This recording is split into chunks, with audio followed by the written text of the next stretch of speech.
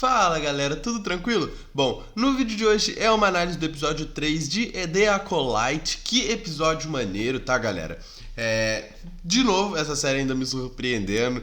É porque eu não tava com muita expectativa pra essa série. Tô gostando bastante. Confesso que gostei mais do primeiro e do segundo episódio, né? Porque eu acho que até porque esse terceiro episódio foi um episódio contando do passado, o que aconteceu com a Osha e com a Mei. Que, inclusive, eu falei disso na análise dos últimos episódios, de que teria que mostrar mais sobre o passado da Osha e da Mei, o que aconteceu no incêndio, como elas foram criadas, como sua família morreu. Isso teria que ser mostrado, nem que se fosse num flashback, alguma coisa desse tipo. Mas não, tivemos um episódio inteiro pra contar o passado das duas, e muito legal isso aqui, cara, gostei pra caramba. Eu de verdade não tava esperando um episódio inteiro pra contar isso tudo, mas realmente foi necessário, né, porque tinha muita coisa pra eles contarem sobre isso, e funcionou isso muito bem, galera, muito bem. Vamos lá, começar essa análise, cara. Já começamos aqui delas criancinhas, a Osha e a Mei. E ali a gente já conseguiu ver Braddock, né, Braddock, né, o passado ali em Braddock, o planeta delas e tal. Muito interessante que a gente tinha visto, se eu não me engano foi no primeiro episódio, um flashbackzinho de uma delas correndo pela floresta, meio que fugindo do fogo. E isso agora se completa aqui. Aquela garotinha que tava meio que fugindo do incêndio na floresta no primeiro episódio não era a Osha, e era sim a Mei, tá? Como a gente já viu no final do episódio, a própria Mei indo para aquela árvore delas, que já eu falo mais sobre isso, tá? Mas foi muito interessante a gente ver que as duas já portaram a força, já portavam a força desde criança. Ou seja, todo aquele negócio de como a Mei conseguiu portar a força, será que o mestre dela treinou ela, que foi como eu teorizei com vocês? Não, as duas já portavam a força, né? Até porque, pelo que tudo indicou nesse episódio, as duas meio que foram forjadas. Elas não têm um pai, elas foram forjadas pelas bruxas. Isso mesmo, pelas duas mães, né? A mãe Corey e a mãe Aniceia. Elas foram forjadas por elas, entende? E já entrando nesse assunto, né?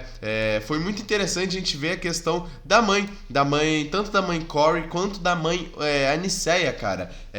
Tivemos um pouco mais dessa interação e foi uma coisa muito legal, porque a gente acaba pensando ali, quando eles acabam falando sobre o incêndio que matou sua família, a gente acaba pensando que elas são o quê?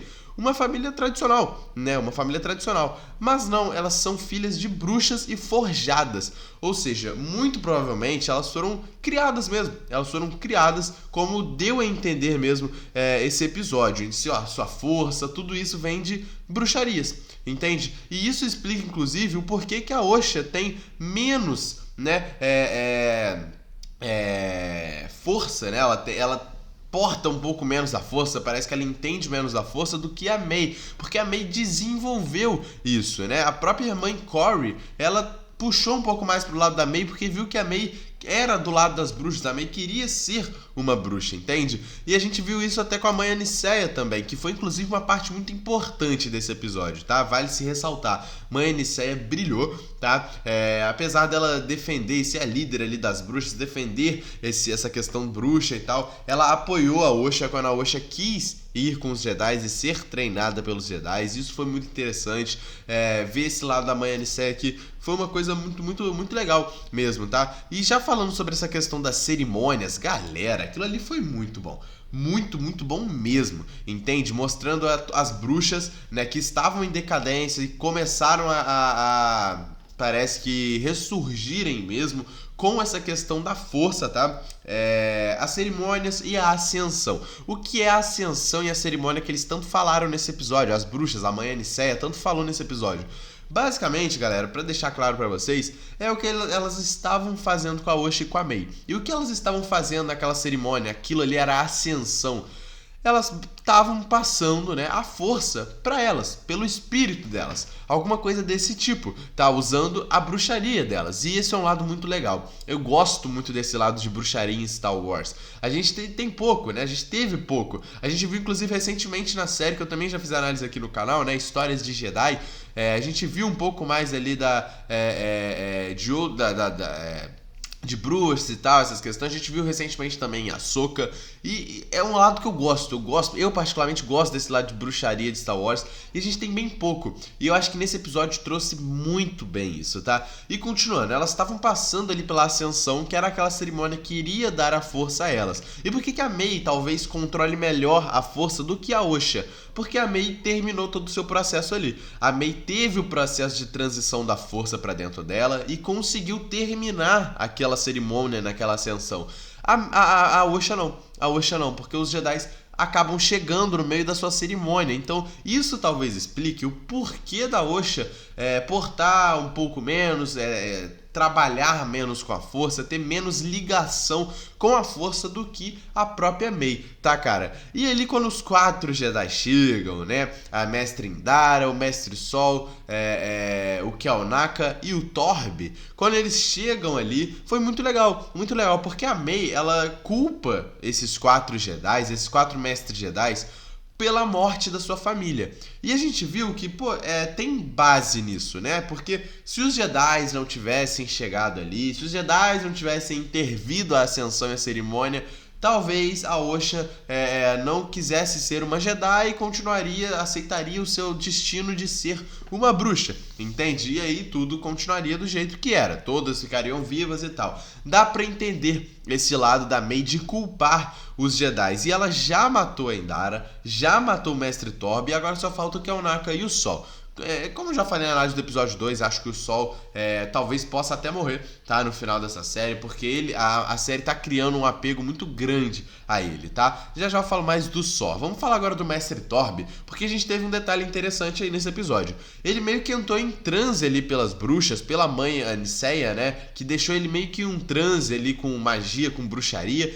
E isso talvez também explica o porquê que no episódio 2 ele tava naquele transe inteiro e por que ele decidiu se suicidar. Eu expliquei isso na análise do episódio 2, que ele sentiu a culpa, né? Ele tinha duas opções. Ou ele falaria, ele admitiria alguma coisa para a República, para os Jedi, tá?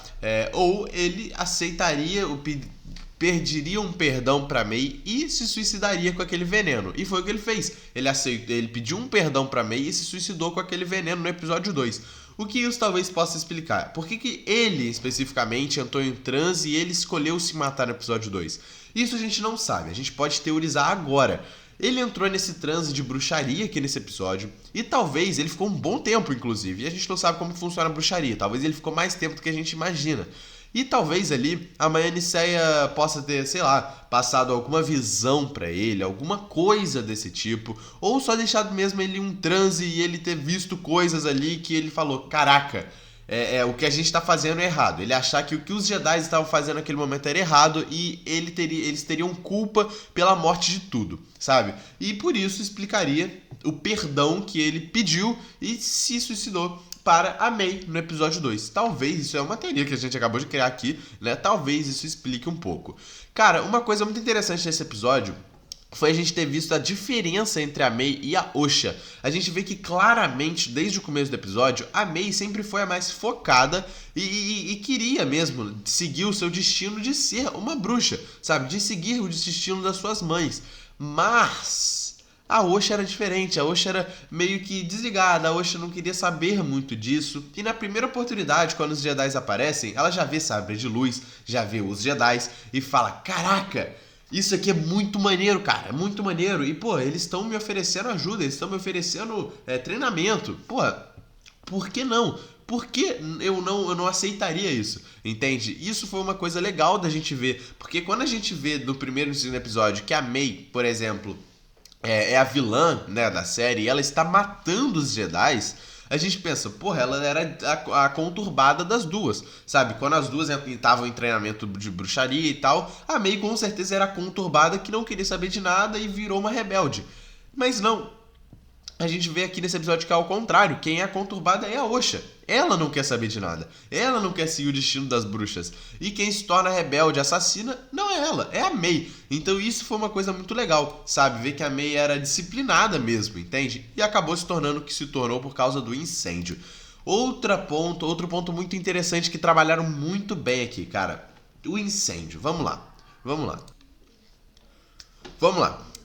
O incêndio realmente foi causado pela Mei. Isso foi uma coisa maneira que eles mostraram, tá? A Mei tenta até matar a sua irmã Osha. E por que ela faz isso? A gente pode também teorizar que pode ter sido influência da própria mãe Corey, que estava totalmente contra a mãe Aniceia e a Osha ali, e se juntou, se aliou ali, fez a Mei se aliar a ela. Então a gente pode teorizar que tem alguma relação com isso, tá?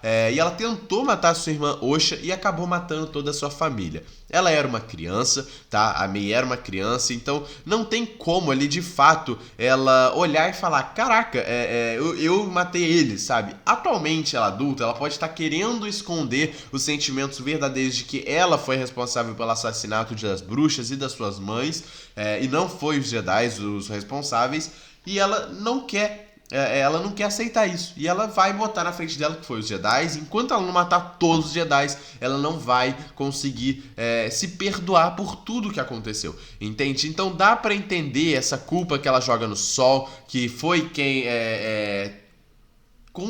conseguiu meio que trazer a Osha para os Jedi, né? O próprio Sol fez isso, os 4 Jedi ao todos, mas o Sol o mais importante, né? Para isso, para Osha vir até os Jedi.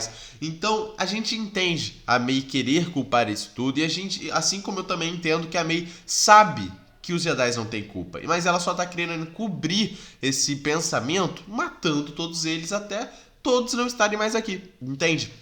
E a gente viu no final do episódio que a Mei volta para aquela árvore onde as duas estavam desde o primeiro episódio, mostrando que a Mei, como a Mei sobreviveu, e não mostraram, não sei se vão mostrar, tá? Eu acho até interessante eles mostrarem isso, tá? Porque a gente viu que a Mei caiu lá naquela espécie de abismo, como ela sobreviveu àquilo, como ela sobreviveu ao incêndio, e isso teriam que ter mostrado, eu acho que é importante, tá?